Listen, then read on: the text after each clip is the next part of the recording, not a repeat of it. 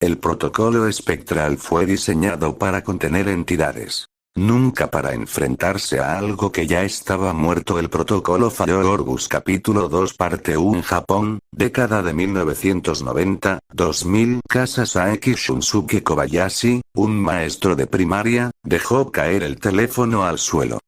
El eco del tono de llamada cortada resonaba aún en sus oídos, pero era nada comparado con el silencio helado que ahora lo envolvía. La voz al otro lado de la línea aún le quemaba la mente. Takeo Saeki. El mismo hombre que, según susurraban los vecinos con miedo, había asesinado a su esposa y cometido actos innombrables, acababa de confesarle algo imposible, monstruoso. Algo sobre su propia familia. Takeo había llamado desde una cabina pública. Y entre sus palabras entrecortadas y delirantes, Shunsuke creyó entender algo sobre un hijo, su hijo. Una bolsa. Un niño que ya no estaba. Shunsuke no podía creerlo. Era una pesadilla, tenía que serlo. Pero entonces, en el silencio cargado de la habitación, otro sonido surgió. Un leve maullido, infantil y fantasmal, que provenía del auricular abandonado en el suelo. Con el corazón galopándole en el pecho, Shunsuke alzó la vista. Allí, en el umbral de la puerta principal que él juró haber cerrado con llave, estaba un niño. Pálido, con una palidez de cera y ojos profundos como pozos vacíos. Era Toshio Saeki. El niño del que todos hablaban en susurros. El fantasma espectral de la casa de al lado. Toshio sostenía un teléfono de juguete, desconectado, contra su oreja. De él salió otro maullido, mecánico y siniestro. El instinto de Shunsuke gritó. ¡Huye! Giró sobre sus talones, buscando desesperadamente una salida, una ventana, cualquier cosa. Pero entonces, un sonido lo detuvo en seco.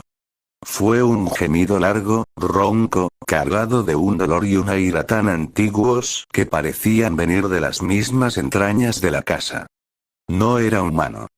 No era completamente animal. Era el sonido de la maldición misma. Lentamente, aterrado, Shunsuke levantó la mirada hacia las escaleras que conducían al piso superior de la vieja casa Saeki. Algo se movía. Algo bajaba. No caminaba. Gateaba. Con movimientos espasmódicos y antinaturales, como un insecto enorme o una marioneta con los hilos rotos. Era una figura espectral, vestida con harapos blancos, su cabello negro y enmarañado ocultando el rostro. Una presencia vengativa que arrastraba consigo el frío y el olor a moho y desesperación. Toshio, en la entrada, emitió otro maullido, esta vez dirigido a la criatura de las escaleras. Shunsuke Kobayashi retrocedió hasta tocar la pared fría. La puerta estaba bloqueada por el fantasma del niño. Las ventanas, selladas por una oscuridad repentina que parecía tragarla la luz. Y las escaleras estaban ocupadas por eso. La huida era imposible. El miedo, un océano que lo inundaba hasta la garganta. Y en ese instante de puro y absoluto terror, una resignación fría, más aterradora que el pánico mismo, se apoderó de él. Shunsuke Kobayashi ya no tenía escapatoria. Y en lo más profundo de su alma, supo que simplemente, se rehusaría a morir. O al menos, eso intentaría gritar su mente, antes de que la oscuridad y el frío de los Saeki lo envolvieran para siempre. 2018. Varios camiones de la organización Orgus se detuvieron en la entrada de una calle estrecha y oscura. Las puertas traseras se abrieron con un golpe metálico, y de ellas comenzaron a descender decenas de soldados armados. Vestían trajes militares rojos y negros, y en sus brazos derechos llevaban un parche con las letras. Orgus. El amanecer aún era un suspiro lejano cuando los relojes marcaron las 4:40 de la mañana. El silencio de la calle era absoluto. Ningún pájaro cantaba. Ningún auto circulaba. Solo el rumor contenido de las botas sobre el asfalto y el susurro metálico del equipo táctico rompían la quietud. Los soldados avanzaron en formación, sus linternas tácticas perforando la niebla baja que se arrastraba por el suelo. Su objetivo. La casa Saeki. La misma donde décadas atrás un maestro de primaria había desaparecido sin dejar rastro.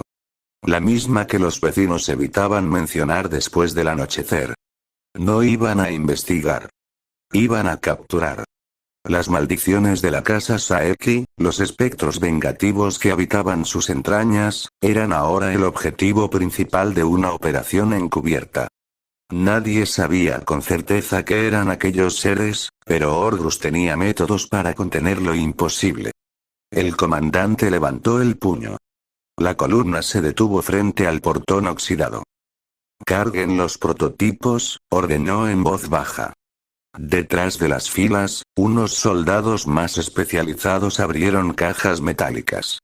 Dentro, brillaban con un fulgor tenue unos dispositivos de forma extraña. Mezcla de tecnología militar y símbolos arcaicos grabados en metal. Nadie preguntaba cómo funcionaban. Nadie quería saberlo. La casa aguardaba al final del camino.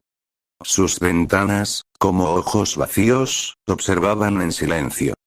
Y en su interior, algo comenzaba a moverse, sintiendo la presencia de los intrusos mucho antes de que cruzaran el umbral. La cacería comenzaba. Base central de Orgrus, sala de control principal 4:42 de la mañana en las profundidades de un complejo militar no registrado en ningún mapa, la sala de control principal de Orgrus bullía con una actividad silenciosa y meticulosa. Decenas de trabajadores vestidos con uniformes grises ocupaban sus estaciones frente a enormes pantallas táctiles y monitores que cubrían las paredes como un mosaico de luz fría. En el centro de ese panóptico tecnológico, una mujer observaba con atención hipnótica las imágenes que llegaban desde las cámaras adosadas a los cascos de los soldados. Era la doctora y científica Yanis, la mente maestra detrás de la operación.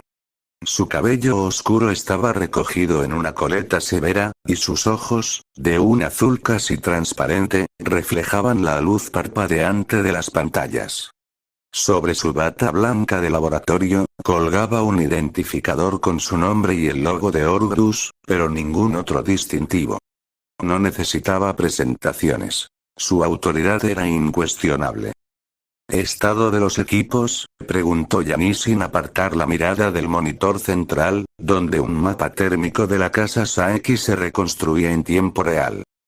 Prototipos activados y calibrados, doctora, respondió un técnico a su izquierda, sin levantar los dedos de su consola. Frecuencia de resonancia espectral configurada al 78%. Los soldados están en posición de ingreso. Yanis asintió lentamente, sus dedos tamborileando sobre el borde de la mesa de control. ¿Lecturas anómalas? Demasiadas, respondió otra científica desde un sector más alejado. La casa emite una firma energética que no coincide con nada en nuestra base de datos. Fluctúa en ondas que... Hizo una pausa, frunciendo el ceño, que parecen responder a la presencia de los soldados. Un escalofrío recorrió la sala, aunque nadie lo mencionó. Llevaban años cazando lo inexplicable, pero la casa Saeki era diferente. Era activa. Consciente. Yanis entrecerró los ojos. Que el equipo de contención se prepare. Si esos espectros son tan antiguos y vengativos como indican los registros, no se dejarán encerrar sin lucha. Enderezó la postura y alzó la voz, dirigiéndose a toda la sala. Quiero cada segundo registrado. Cada fluctuación. Cada suspiro de esas paredes. No solo vamos a capturar una maldición. Vamos a entenderla. En las pantallas, los primeros soldados cruzaban el umbral de la casa Saeki. La imagen se llenó de estática por un instante, como si el edificio mismo protestara contra la intrusión. Luego, se estabilizó, mostrando el oscuro y polvoriento interior. El corazón tecnológico de Orgus latía al compás de esa invasión, y Janice, con su mirada fría y calculadora, observaba cada latido, esperando el momento en que la pesadilla se manifestara ante sus ojos. Sala de consejos de Orgus, nivel ejecutivo misma noche, 4:55 am. La sala de consejos era un espacio circular, austero y frío, iluminado únicamente por la luz tenue de las pantallas que cubrían las paredes. En el centro, una mesa de vidrio negro reflejaba los rostros serios de los altos mandos presentes. Pero la atención de todos estaba fijada en la pantalla principal, donde la imagen de un anciano de mirada penetrante los observaba a través de una videollamada cifrada. Japón, en los últimos años, ha sido y sigue siendo el país con mayor número de monitores de calor sobre espectros vengativos y seres sobrenaturales, comenzó el anciano, su voz grave y pausada resonando en los altavoces. El fenómeno conocido popularmente como Juon ha sido, sin duda, el que más ha resaltado en nuestros monitores, no solo a nivel nacional, sino mundial. Un asistente técnico manipuló los controles, y en las pantallas secundarias aparecieron mapas térmicos del archipiélago japonés. Sobre ellos, una mancha de color rojo intenso palpitaba en una zona específica, como un corazón infectado latiendo en la oscuridad. La casa Saeki, continuó el anciano, señalando con un puntero láser que atravesaba la distancia digital, se ha convertido en el punto más caliente de actividad paranormal que hemos registrado en décadas. Y esta noche, por fin, tenemos la oportunidad de capturar a la maldición en su fuente original. Hizo una pausa, dejando que el peso de sus palabras se asentara en la sala. Hablamos de Saeki Kayako y Saeki Toshio. Los espíritus vengativos que habitan esa casa. La madre y el hijo. El origen del Juon tal como lo conocemos. Uno de los presentes, un hombre de mediana edad con uniforme militar, inclinó el torso hacia adelante. ¿Estamos seguros de que los prototipos serán suficientes? Hemos intentado contener manifestaciones similares antes y. Esta vez es diferente, lo interrumpió el anciano, sin dureza pero con autoridad. Esta vez tenemos años de datos, años de ajustes en nuestra tecnología espectral. Y lo más importante, tenemos el factor sorpresa. Ellos no esperan que alguien entre a cazar, no solo a investigar. El anciano enderezó la postura en su propia pantalla, sus ojos brillando con una ambición fría. Si tenemos éxito esta noche, demostraremos al mundo, y aquí su voz adquirió un filo cortante, que Orgus está por encima de organizaciones como la maldita Fundación SCP. Ellos contienen, estudian, archivan. Nosotros capturamos, controlamos y utilizamos. No podemos permitir que ellos también quieran una parte jugosa de este pastel. Hay que actuar rápido. Hay que actuar ahora. En la sala de control principal, la doctora Janice escuchaba la transmisión a través de su auricular. Sus ojos no se apartaban de las imágenes que llegaban desde el interior de la casa Saeki. Los soldados avanzaban lentamente, sus linternas cortando la oscuridad polvorienta.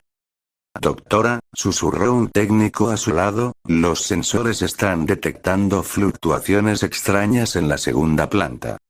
Algo se está moviendo. Janice no respondió de inmediato. Solo sonrió, una curva leve y peligrosa en sus labios. Que sigan avanzando, ordenó. Quiero ver a Kayako cara a cara. La cacería estaba lejos de terminar. Apenas comenzaba. Casa Saeki, 4:47 am. Los soldados entraron uno a uno, sus botas resonando con cautela sobre las maderas del piso que gemían bajo el peso de los intrusos. El aire era denso, cargado de olor a humedad, a polvo acumulado por décadas, a algo más profundo y putrefacto que ninguno quería identificar. Revisen patio, cocina, habitaciones, baños. Cada rincón de esta casa, ordenó el capitán en voz baja, su mirada barriendo la oscuridad más allá del haz de su linterna. Los soldados asintieron y se dispersaron en grupos. Algunos ascendieron por la estrecha escalera hacia la segunda planta, donde el silencio parecía más pesado, más antiguo. Sus linternas iluminaron el pasillo superior, revelando puertas cerradas que parecían observarlos con rencor. Entraron a la habitación de Toshio, con sus juguetes polvorientos y su pequeño futón deshecho. Luego, a la de Kayako, donde el aire se volvía más frío, donde las sombras en las esquinas parecían moverse cuando nadie las miraba directamente. Abajo, los soldados registraban cada rincón. La cocina, con sus utensilios oxidados. La sala, con el televisor de tubo cubierto de telarañas. El baño, donde el espejo reflejaba algo que nadie quería mirar dos veces. Fue entonces cuando el sonido llegó. Un maullido. Tenue, casi infantil, pero claramente proveniente de la segunda planta. El soldado más cercano a la escalera se detuvo en seco. No era el único. Todos lo escucharon. Unos segundos de silencio absoluto, y luego, otro maullido, esta vez más cercano, más dentro. ¿Qué? Comenzó a decir uno. Pero no terminó la frase. Desde arriba, los gritos estallaron. No eran gritos de combate ni de sorpresa. Eran alaridos de puro terror, el sonido de hombres enfrentándose a algo que sus mentes no podían procesar. Tiros. Más gritos.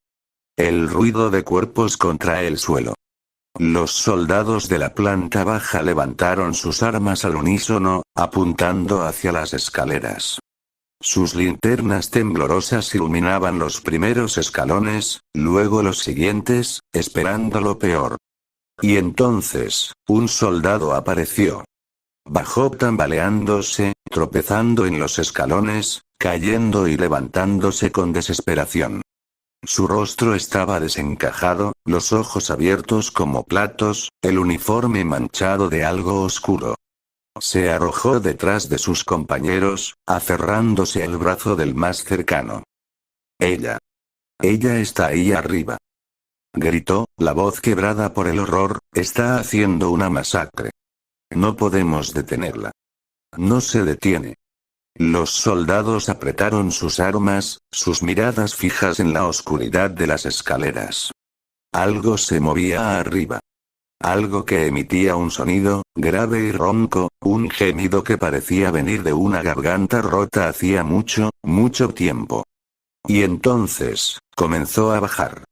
Base central de Orgrus, sala de control principal 452 AM. Todos en la sala de control miraban las pantallas con los ojos muy abiertos. Todos excepto la doctora Yanis, que observaba con una intensidad fría y calculadora, como un depredador estudiando a su presa. En los monitores, la batalla se desarrollaba en tiempo real. Los soldados de la segunda planta se enfrentaban a algo que no debería existir.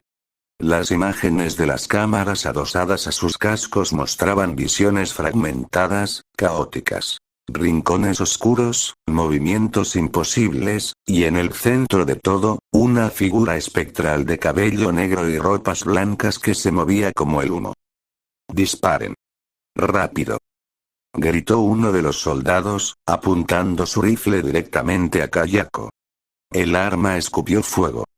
Las balas atravesaron el aire, pero cuando alcanzaron el lugar donde la figura había estado un instante antes, ya no había nada. Solo sombras. ¿Dónde está? ¿Dónde? El soldado giró sobre sí mismo, el cañón de su rifle barriendo la habitación, buscando el blanco que había desaparecido. Sus compañeros hacían lo mismo, sus respiraciones entrecortadas resonando en el micrófono de sus cascos. Entonces, sintió algo cálido. Algo húmedo. Una presión extraña en su pecho. Abrió los ojos desmesuradamente y bajó la mirada. Un brazo delgado, pálido, de uñas largas y rotas, atravesaba su pecho de atrás hacia adelante. La mano, empapada en sangre, sostenía algo que latía por última vez. Su propio corazón. Kayako emergió de la oscuridad detrás de él, su rostro pegado a su oído, emitiendo ese gemido grave y ronco, el sonido de una garganta quebrada por la muerte. El soldado solo pudo observar, en sus últimos segundos de conciencia, cómo su corazón era arrancado de su cuerpo y se desvanecía en la mano fantasmal. Los demás soldados presenciaron la escena. El horror los paralizó por una fracción de segundo, pero el entrenamiento pudo más. Allí. Fuego. Gritó otro. Una lluvia de balas cruzó la habitación. Los disparos atronaron en el espacio cerrado, los destellos de las detonaciones iluminando por ráfagas la figura inmóvil de Kayako. Las balas la atravesaron, pero no hubo sangre. No hubo caída.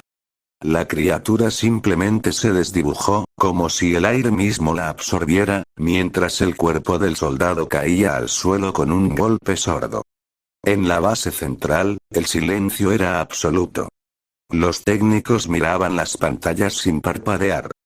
Las cámaras de los soldados mostraban solo rincones vacíos, sombras que parecían moverse, y la respiración agitada de hombres que sabían que algo los observaba desde algún lugar que no podían ver. Yanis, imperturbable, se inclinó ligeramente hacia adelante. Interesante, murmuró, casi para sí misma. No solo es agresiva. Es táctica. Desaparece, ataca, desaparece.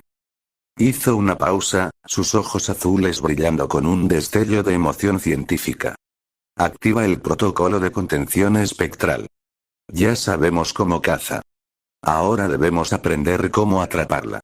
En las pantallas, la masacre continuaba. Y apenas había comenzado. Casa Saeki, segunda planta 455. Kayako se volvía de un lugar a otro como una sombra líquida, apareciendo y desapareciendo entre los soldados con una velocidad que desafiaba cualquier lógica. Los rifles escupían fuego en todas direcciones, las balas atravesando el aire vacío, incrustándose en las paredes de madera, en los futones podridos, en los cuerpos de los caídos. Ahí está. Gritó otro soldado, señalando una esquina.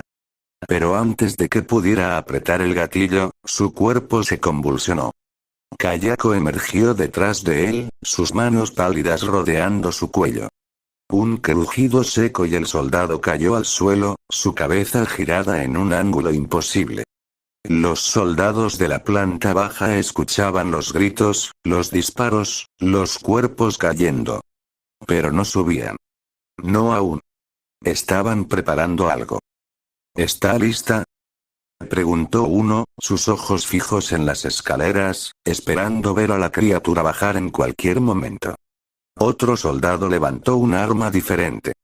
No era un rifle convencional. Tenía un cañón más ancho, un cargador de un material translúcido que contenía un líquido brillante, casi fluorescente.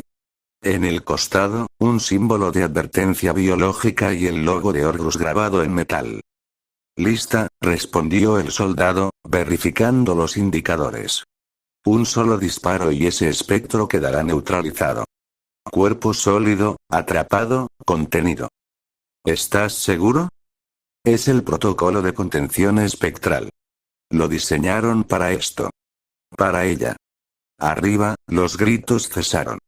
Un silencio pesado, absoluto, cayó sobre la casa. Los soldados de abajo intercambiaron miradas. Tragaron saliva. Apretaron sus armas. El soldado con el arma especial dio un paso adelante, hacia las escaleras. Vamos, dijo, con una determinación que ocultaba el temblor en sus piernas. Acabemos con esto. Uno a uno, comenzaron a ascender hacia la oscuridad de la segunda planta, hacia el silencio que había devorado a sus compañeros, hacia Kayako.